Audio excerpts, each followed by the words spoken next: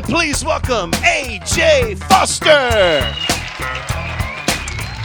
Thank you guys so much. Thank you. I'm happy to be here in Colorado, man. A little bit about myself. I'm originally from the Bronx, New York. Grew up in what some people refer to as the hood, It's just home to me, though. I moved out a while ago, but I go back often to visit my friends and family. And here's the thing. I love spending time with my family. I just hate when they're still living too poor like they were when we were kids. I go over to my cousin's house and none of his appliances work right. To me, it's all broken, but to him, I just don't know how to use it the right way. There's always a special list of tips and tricks you gotta use to get his stuff to work. I'm trying to cook something in the microwave one day. He's explaining to me that no matter what I'm making, I gotta press the popcorn button first. And then adjust the power levels. And he makes it seem like I'm stupid because I don't know the way this is supposed to work. There's something wrong with me for trying to put a time in on a number pad. I'm like, I don't know, I'm not making popcorn. I don't understand why I gotta press popcorn here. I'm actually making chicken, and it's not even popcorn chicken. That would make a little bit of sense to me. Can't even take a shower at my cousin's house. I get in his tub, I'm lost immediately. I don't know how to turn the water on. There's no knobs. I'm already butt naked at this point, guys. I gotta call him for help in that vulnerable condition. I'm trying to cover myself up. My voice is cracking like, hey, cuz, you wanna come here and give me a hand with this? He gets an attitude yelling back stupid stuff to me like, well, did you take the pliers with you?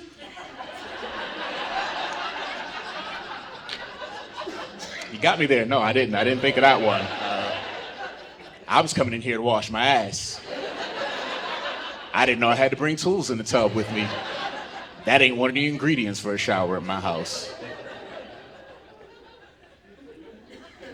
Worst part about his ghetto shower is you can never get that perfect blend of temperature, right mix between the hot and the cold water where you find your comfort zone, either scorching hot or freezing cold, nothing in between.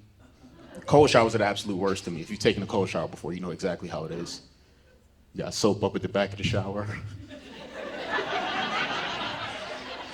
Back there shivering.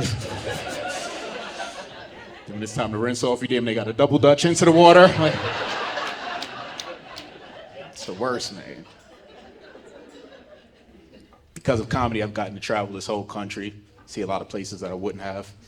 I enjoy it. I love traveling for comedy. It's not always luxurious, though. Sometimes I end up flying on low-budget airlines. Like last week, I had to fly on Spirit, and relax. Okay?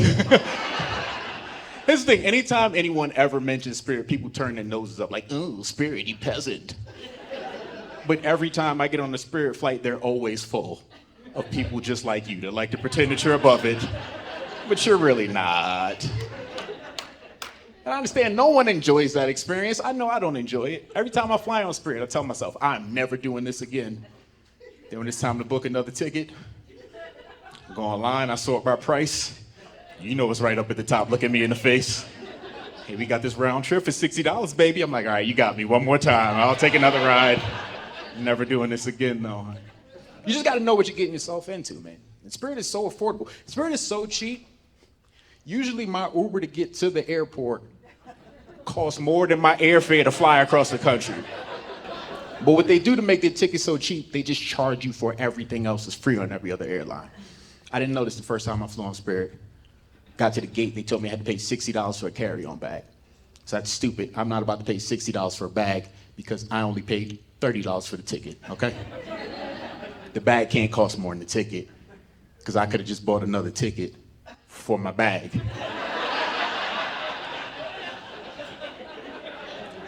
Not only would that have been cheaper, it would have been more comfortable for both of us.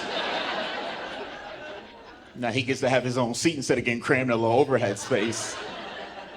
I would have had to talk with the bag before we took off, like, hey, you know I'm gonna take the window, you gotta take the middle. I paid, I'm not sitting in the middle. Also, you know you can't bring your own carry-on bag, right? That's $60, I'm not paying that for you and me, that's ridiculous.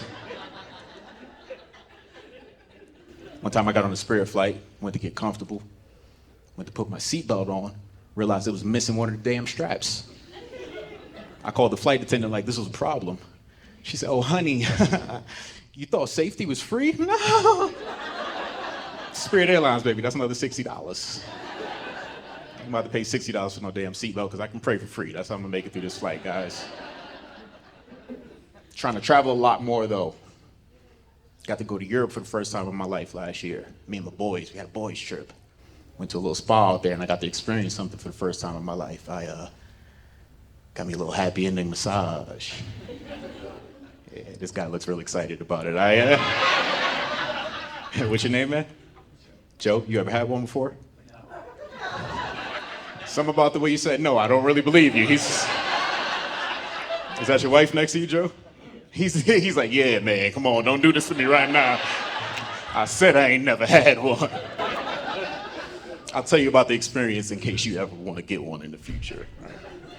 So for me, the weirdest part about getting the happy ending was just building up the nerve to request a happy ending. Right? Because you don't just want to walk into a business, be like, yo, you got somebody here that want to rub on this dick today? That's weird. It's weirdo energy to start the negotiations off with, right? But I know I want to get this done, determined. But at the same time, I'm a little bit timid, kind of embarrassed. So I walk in, I'm whispering like, hey, do y'all give happy endings in here? They reply with a completely different level of energy because Amsterdam, it's normal to them. So I asked that question and they're like, yeah, we do happy endings. And I'm like, why the fuck are you so loud? First of all, let's bring it down, okay? I don't need everybody in here knowing that I'm nasty. That's my business. It's poor customer service if you're asking me, honestly. Then we got to get into pricing, Joe. All right, because they don't exactly list that type of stuff on the website, all right? They keep that on the low. Trying to figure out how much it's gonna hit my pockets. Lady said, real simple, want the regular 1-hour massage, €100. Happy ending, 150. Then she blew my mind with this, she said, but for 200.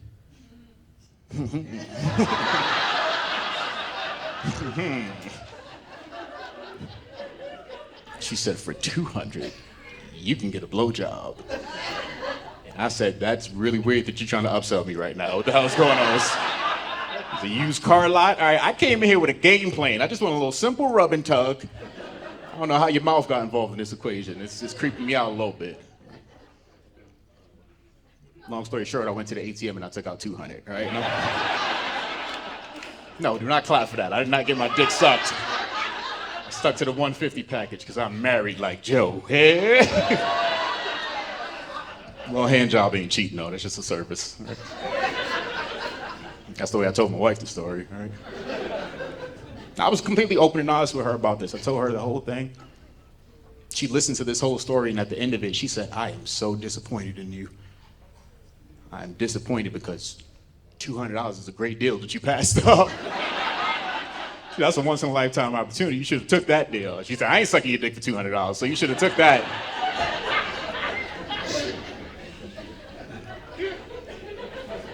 She's got a great sense of humor, man. That's why I married her. She's my best friend. I actually just celebrated my 8th wedding anniversary last year. Thank you, guys.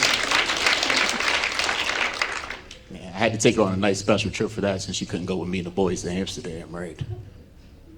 Took her to Costa Rica. Beautiful trip. We love to travel together. Everything was great on this Costa Rica trip except for one part. She had this idea before we took off. She said, hey, babe, in order for us to save money on the checked baggage fees, we should just put all of our stuff in one bag and share that. This lady's laughing already. You know that didn't work well for me, right? Especially because I let her pack her half first. She packs like she's trying to start a new life in the country that we're flying to. I'll get it at home, Marie Kondo, on the road, take it all, it's vacation, right? And I knew I messed up before she put a single item in the bag, okay? I saw her lining up everything she was about to pack for this trip. I counted 8 pair of shoes. 8 pair of shoes. We're going away for 5 days. I said, why would you need 8 pair of shoes for 5 days? And she said, you never know. You never know. That makes sense to women, right? Huh? You never know. You never know what? When you might just transform to a fucking spider? Why would you need 8 pair of shoes for 5 days? I didn't know I was married to Spider Woman. Excuse me. 8 pair of shoes. I'm pissed off. I've got to carry this heavy ass bag. It's all her stuff in there. I got 2 pair of socks and a toothbrush in this bag, guys. 50 pounds of fucking shoes. Had to sacrifice all my stuff to make room for her. Couldn't bring my own lotion. She said, it's okay, babe. You can just share my lotion with me. Right, I didn't know any better because it sounded cute to me at first. And then we got there. I realized her lotion was a sparkly ass Rihanna Fenty Beauty lotion. So why in the hell would you think I'll put that on my body? It literally has glitter in it. And it was the middle of Pride Month. I said, you trying to set me up down here right now, huh? She thought it'd be a cute prank to have me down there shimmering in the middle of a Pride festival. I don't want to ruin this trip over something as trivial as lotion, no. But I don't want to be ashy in Costa Rica. So now I got a dilemma, right? I go to the hotel gift shop. Their lotion's $20 and it's about this big. I'm frugal. I was like, man, just give me that Rihanna shit. I had an attitude, but I put that sparkly Fenty on. I didn't like it at first. I'm not gonna lie, after a little while, I started to feel a little bit sexy. I did. I felt fucking fabulous. Fabulous and moisturized. Just picture me down there just shining bright like a diamond, you know? Feeling like I was the only girl in the world, you know what I mean? Like I found love in a hopeless place. I was gonna end that joke 2 lines ago, but if y'all gonna keep laughing at these song titles, I'm gonna get as many cheap laughs out of you as I can. She's got a fucking list of hits for days. I could do this all night. It was very sunny. I had to get under my umbrella. Do one more. I'm gonna do one more. I see myself in the mirror. I was like, ooh, bitch, you better work. No more. No, don't reward me for that. That last one was cheap. I felt bad about that. We got home from this trip, and before we left, I asked one of my boys if he could pick us up from the airport. I was trying to save a little bit of money. I told you I'm frugal. He agreed to this, but then the day we land, call him up. I'm like, hey, Greg, landed. Come scoop your boy up. Now he's like, oh, man, you know, I'm kind of busy. I can't come get you. I'm like, man, I guess I got to go with the Uber, you know. I ordered my Uber. Pulls up in the terminal. It's my friend Greg. I said, what the fuck are you doing here right now, man? This is what you were busy doing? You're an Uber driver now? You try to have a normal conversation with me like I'm just a regular passenger. Hey, where you guys coming from? You know the fuck I went to Costa Rica, man. Stop playing. I'm tired. I don't feel like doing this with you right now. Just relax, man. I got some refreshments back there, some water, some gum. I'm like, that's my gum. I left it in here last week, man. I'm not getting tipped for this ride, man. That's not even the weirdest encounter I've ever had in an Uber. I used to take a lot of Uber pools. So one day I'm sitting in the back of this Uber pool, just chilling, and I get an alert on my phone, an Amber Alert, that described the car I was sitting in. That doesn't feel good. I'm looking over at the other passenger like, hey, lady, I think you're getting kidnapped right now. Blink twice if you need help. Right? She's oblivious. She's in her own world. Then he safely drops her off at her destination. I'm sitting back there by myself now like, maybe I'm the one getting kidnapped right now. I'm not tipping for this abduction. I actually just got my Uber account back not too long ago. I was suspended for about 1.5 years because at the height of the pandemic, I found a little Uber hack that I was utilizing. All right? I call it a hack. They say I was scamming. Tomato, you know? But here's the hack that I found out. I found out that they were giving free rides to and from vaccine appointments. I was already vaxxed, so the way I utilized it was I would just take an Uber to whatever CVS was closest to the comedy club I was performing at. Then walk up the street from there. That shit worked for a whole month. Uber called me up like, hey, Mr. Foster, did you get 5 vaccines this week? Yeah, I thought you had to get them all.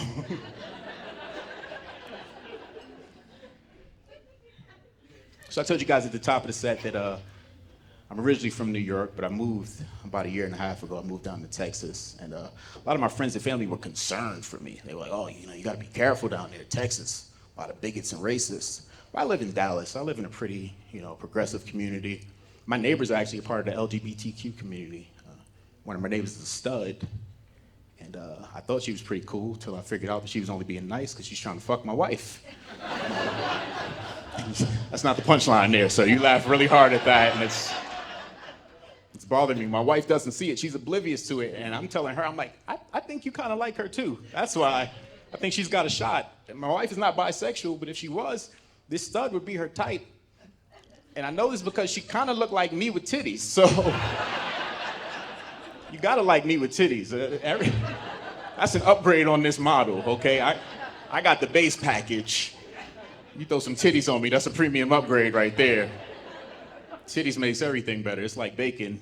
Right? If you already liked it, just sprinkle a little bit of titty on it. It's way better now, all right? This is not the type of girl-on-girl action that's in my fantasies, though. Man. Not exactly zoom into that category on Pornhub. Right?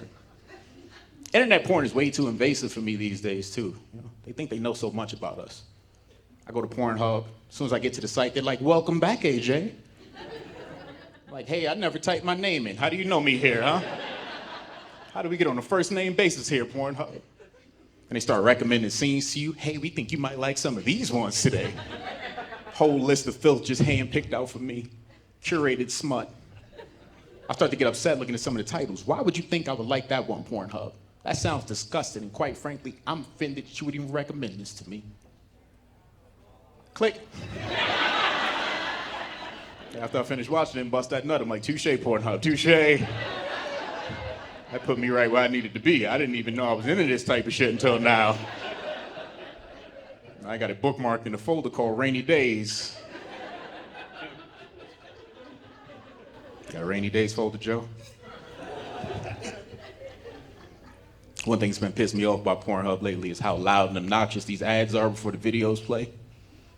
Trying to be quiet and discreet. Thought the volume was low. Right before the video plays, that shit started yelling at me, "Want to masturbate but don't have a partner?" Like, yo! Why you so like you about to wake the whole crib up, and why are you shaming me for not having a partner? I thought this was a solo sport. That's why I'm here right now. Y'all tightened up a little bit on that last show because y'all don't want to let everybody around you know that you're perverts too, but I know you are. I see the view counts on some of those videos. It's not just me looking at it, okay? Anybody ever been watching porn on your phone and someone calls and interrupts your session? See, involuntarily you let it out right there. You didn't want to laugh out loud, but you related to that on the cerebral level. I was in a hotel earlier today, man, just having some me time on the hub. It gets lonely on the road, shut up. I'm just having a little me time, and this is kind of embarrassing, but I'm gonna tell you guys, my mom tried to FaceTime me, and I'm just like, I can't pick this call up right now, mommy. I'm butt naked and greasy. It's not a good look. That's not the type of family dynamic I want to have with my mama, man.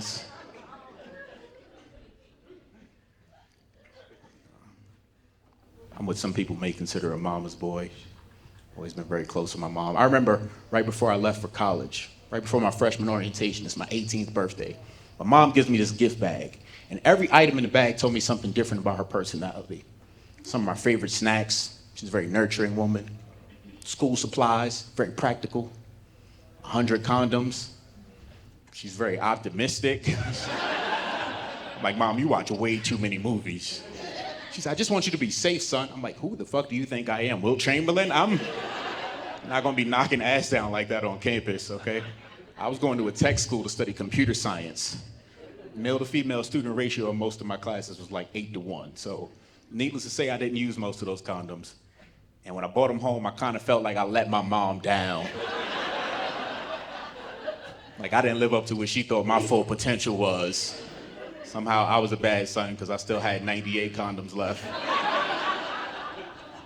That was only because I used 2 of them as water balloons. It was a very dry semester.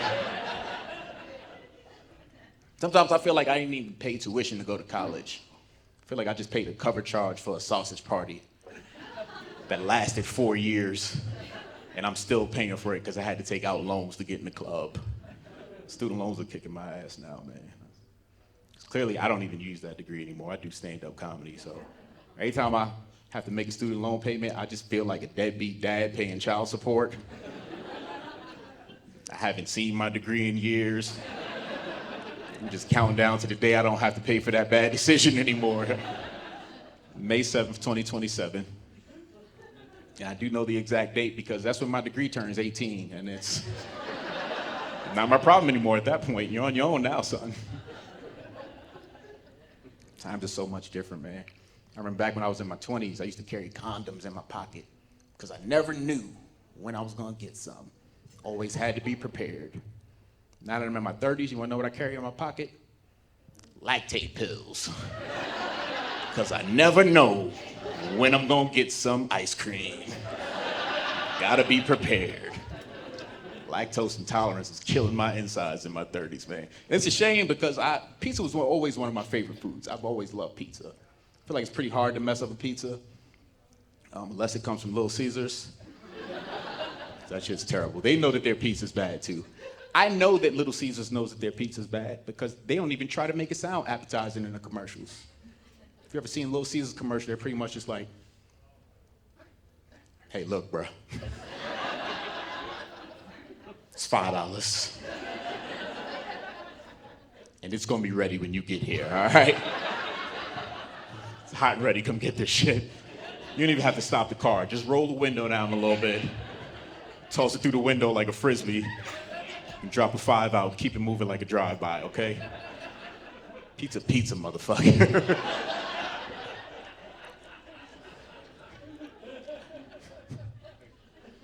I don't know why I acted out rolling down the window like this, because no one has that anymore. But to be fair, if you're eating Little Caesars pizza, that's the car you deserve right there.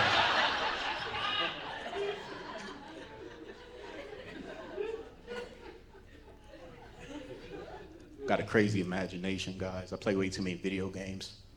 One of my favorite games is Grand Theft Auto. Great game, but the more I play Grand Theft Auto, the more I don't want to obey laws in real life. I'm driving, I don't like doing the speed limit. Be stealing shit. Every time I have sex with a hooker, I gotta shoot her and take my money back. It's just, I don't want to, but I have to. That's just the way the game goes, you know what I mean? Just trying to pass these life missions with gold stars, baby. Bow, you know.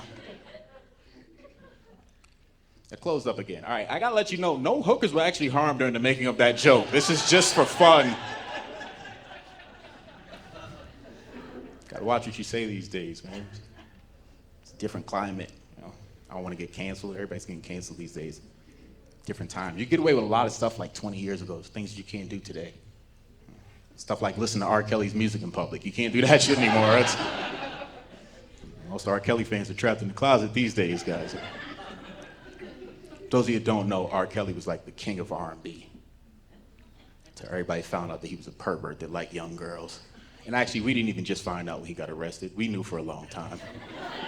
We knew way back then when he was running around with that fucking Hamburglar mask on.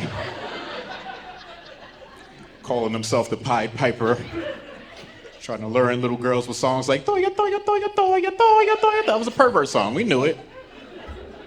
We knew, but we let it slide because Chocolate Factory was a vibe, man. That was the only way he was able to get away with it for so long. He produced good music. His music played a big part in my childhood, too. His song was in Space Jam, y'all. Do I have to cancel Michael Jordan and Bugs Bunny, too? I don't know. It's a slippery slope we start going down, man. I gave up his music. One of my cousins called me a hypocrite. He said, you're not gonna listen to R. Kelly anymore, but you still eat at Subway. Jared Fogel's a pedophile. I said, excuse me, Jared doesn't make my fucking sandwich when I go there. What are you talking about? He's not even in the commercials anymore. Then he took it a step further. He said, all I'm trying to say is, who are we to demonize this man? At the end of the day, R. Kelly's a black man just like you and me. We all got the same kind of issues. Actually, I don't have the same kind of issues as R. Kelly. I'd really appreciate if you didn't go around telling people that, okay? Me and that man ain't got that much in common. Ain't no documentaries about my sex life on Netflix. Stop lying on me in these streets. So, but since you brought it up, enlighten me. What kind of issues does he have that made him the way that he is today? He looked me in my face and said, did you know that R. Kelly is dyslexic? Dyslexia, that's your opening argument, huh?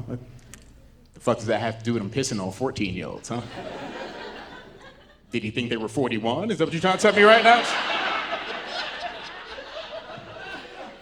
Let's be for real, man. You know damn well he wasn't out here like, yo, these 41-year-olds got some good-ass genes, man. I ain't never seen 41 look that good. Oh, no, that old dyslexic saying, crack don't black. You know how that goes. I'm gonna let that last December for a second, because none of y'all got that. I was in here like, yeah, crack really don't black, it don't. I gave up his music, but it's still tough sometimes, you know? I'm not gonna lie, because although I made that conscious decision to no longer listen to his work, I can't control my environment. Let's say I'm out in public somewhere, at a little fiesta or something. DJ throws on one of his records, I just find myself stepping in the name of love before I even realize what's going on. I gotta catch myself like, hey, I'm not supposed to be supporting this anymore. I'm not supposed to believe that I can fly. Sometimes this music is so good, when I hear it, my body just starts moving involuntarily. I guess what I'm trying to say is it's kind of like my mind is telling me no, but my body is telling me yes, Shark. Come on, baby, I don't want to hurt nobody. I'll be honest with you guys, that joke was a lot better than y'all gave it credit for, but it's not on you, it's on me. I'm the one that chose to do an R. Kelly joke in Colorado Springs. That's my fault. As a comic, you're supposed to know your demographic, and that was a gutsy fucking call on my part. I was like, I'm just gonna go for it. And then like midway through, I regretted it. I was like, I shouldn't have did that one. I don't know any other way to say it. It's way too pale in here for me to do that joke. That's what I'm saying. It's too bright in here for an R. Kelly joke. If there were about 5 more black people, like the fucking Showtime at the Apollo, they would have been running up and down the aisles like, yo, he crazy, but y'all just don't get it. I'm just scanning the crowd, looking for support. I see like 4 brown faces over there. They're way in the back. You know you don't have to be back there anymore, right? Rosa Parks fought for us. You could have been up here supporting me, but I don't, man, it really is a great joke. I need you guys to get it. So, Colorado Springs, you guys got a homework assignment, okay? I don't want to promote too many streams for him because I said I'm not listening to him anymore, so I'm not going to tell a whole club full of people. But I think you need to listen for like more than 12 seconds for it to count. So I just need y'all to listen to the opening line off a little song called Bump and Grind. When you hear that line, you're going to be like, wow, I fucking get it. His mind was telling him no, but his body, all right? Some of you may have gotten the reference and y'all still ain't give it away. If you got the reference and you didn't laugh like you were supposed to, I don't know what to say, man. Haters gonna hate. Lovers gonna love. Gotta get out of here, man. I'll leave you with this. I've been trying to work on myself as a person. Something happened to me not too long ago that made me feel really good, but it kind of tested my character at the same time. So I was at a drive-thru, got to the window to pay for my food, and they told me that the car in front had already paid for my order. I was like, wow, that's really nice. That's never happened to me before. And I felt so good until the lady said, would you like to pay it forward? I was like, ah. In the back of my mind, I'm like, nah, I really don't want to. But at the same time, I don't want to be the dude that breaks this chain of good fortune. I need some good karma in my life. How much is the order for the car behind me? She said $68.27. And I said, give me my fucking car back. That's what I said to her. How many people are back there? What do you mean $60? There's no way I'm paying that for a stranger, okay? My stuff came up to $8. I was mentally prepared to pay that much. So here's what I'm gonna do. I'm gonna give you 8 cash. You can put that on their tab. They gotta come up with other 60 on their own, all right? Because do you know what I can do with $60? For $60, I can pay for a carry-on bag on Spirit Airlines. That's what I can do with $60. Colorado, you guys have been amazing. My name is AJ Foster. That's my time.